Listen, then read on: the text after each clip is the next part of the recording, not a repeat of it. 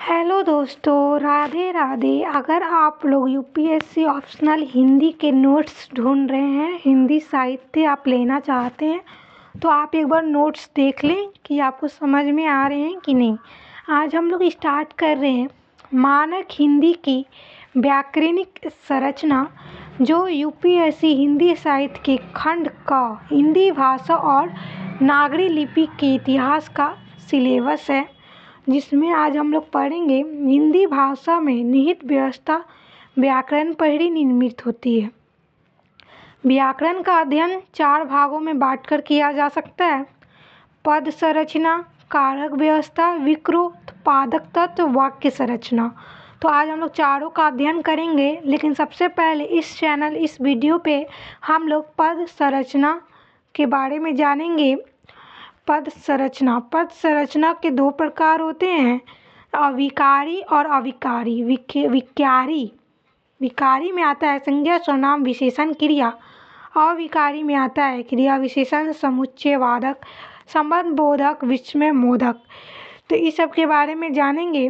अब हम लोग विकारी शब्द के संज्ञा, सर्वनाम, विशेषण के बारे में जानेंगे। तो आपको अगर चलिए अब हम लोग हिंदी की संज्ञा व्यवस्था को देखते हैं। संज्ञा किसे कहते हैं? संज्ञा उस विकारी शब्द को कहते हैं जिससे किसी विशेष वस्तु, भाव और जीव के नाम का बोध हो, उसे हम लोग संज्ञा कहते हैं। संज्ञा के 5 भेद होते हैं: जातिवाचक, व्यक्तिवाचक, गुणवाचक, भाववाचक और द्रव्यवाचक। अब हम एक एक करके इन सभी के बारे में जानेंगे।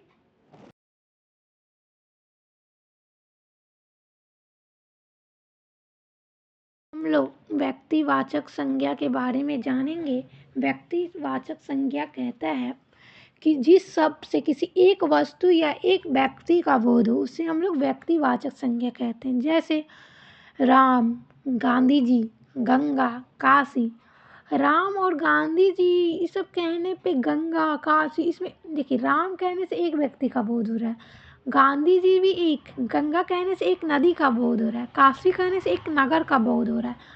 तो इसमें क्या कहने का कि जिस शब्द किसी एक वस्तु या एक व्यक्ति का ही बोध हो, या व्यक्ति का किसी एक वस्तु या व्यक्ति का बोध हो। जैसे व्यक्तियों का नाम श्याम, हरि। दिशाओं के नाम भी कर सकते हैं, उत्तर, पश्चिम। देश के नाम भारत, जापान। नदियों के नाम गंगा, ब्रह्मपुत्र। ये सब एग्जाम्पल आप दे सकते हैं। चलिए अब हम लोग संज्ञा के दूसरे प्रकार देखते हैं, मतलब दूसरे भेद देखते हैं। जातिवाचक संज्ञा, जिस संज्ञा से एक ही प्रकार की वस्तुओं अथवा व्यक्तियों का बोध हो, उन्हें जातिवाचक संज्ञा कहते हैं। जैसे मनुष्य, घर, पहाड़, नदी इत्यादि। मनुष्य कहने से संसार के पूरे मनुष्य जाति का बोध होता है। घर कहने से सभी घरों का बोध होता है, और नदी कहने से सभी नदियों का बोध होता है। यह एक जातिगत बोध होता है, इसे हम जातिवाचक संज्ञा कह सकते हैं।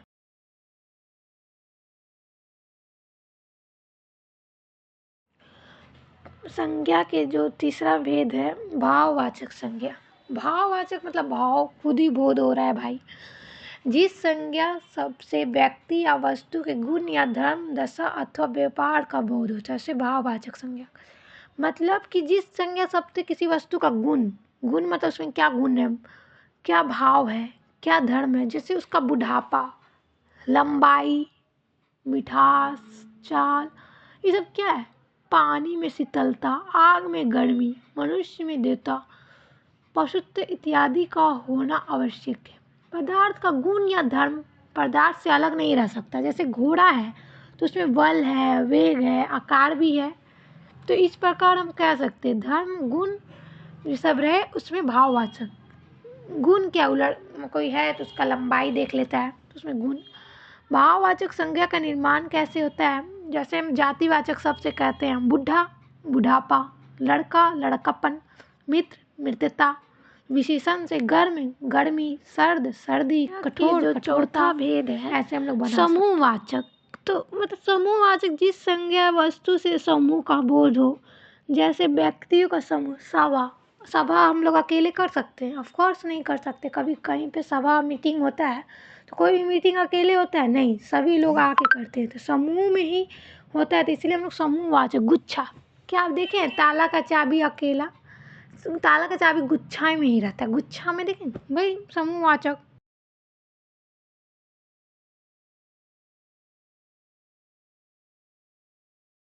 संज्ञा के जो लास्ट भेद है 5 नंबर, द्रव्यवाचक संज्ञा।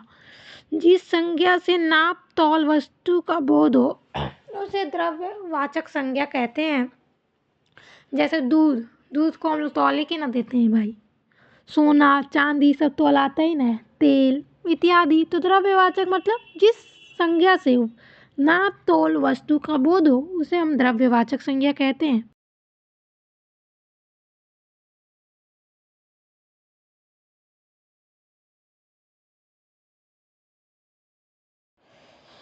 दोस्तों, मुझे आशा है आपको ये क्लास अच्छी लगी होगी और मैंने जो पढ़ाया उससे रिलेटेड एक क्वेश्चन लिखा है, तो आप लोग ट्राई कीजिएगा इसको सॉल्व करने का। ये यूपीएससी में इम्पॉर्टेंट टॉपिक है, अभी तो शुरुआत है, आगे आगे हम लोग बढ़ेंगे। तो आप लोग इस चैनल से जुड़ने के लिए प्लीज़ सब्सक्राइब, लाइक, कमेंट ज़रूर करें। आप लोग सब्सक्राइब, लाइक, कमेंट करेंगे तो मैं रोज़ वीडियो डालूँगी। Thank you.